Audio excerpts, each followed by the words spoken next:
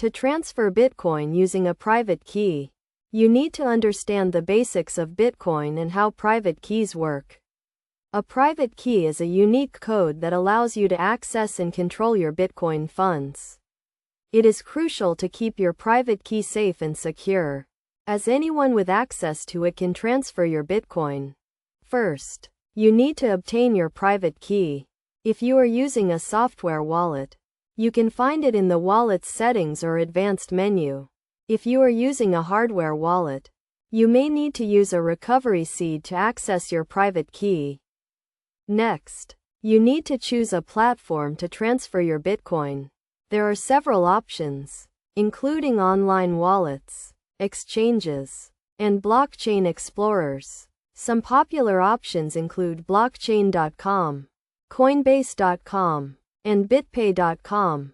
Once you have chosen a platform, you need to create a new wallet or log in to an existing one. Then, you need to select the option to import a private key. This will prompt you to enter your private key, and you should copy and paste it into the required field. After importing your private key, you need to verify that the funds have been transferred to your new wallet. You can do this by checking the wallet's balance or looking at the transaction history.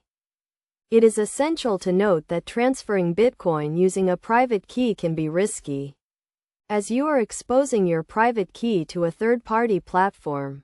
To minimize the risk, make sure to use a reputable platform and enable two-factor authentication. In addition, it is recommended to use a hierarchical deterministic wallet, which allows you to generate new addresses for each transaction, making it more difficult for hackers to track your Bitcoin. You should also keep your private key offline, using a technique called cold storage, to prevent it from being compromised. In conclusion, transferring Bitcoin using a private key requires careful attention to security and best practices. By following these steps and taking the necessary precautions, you can safely and securely transfer your Bitcoin. Remember to always prioritize the security of your private key and use reputable platforms to minimize the risk of theft or loss.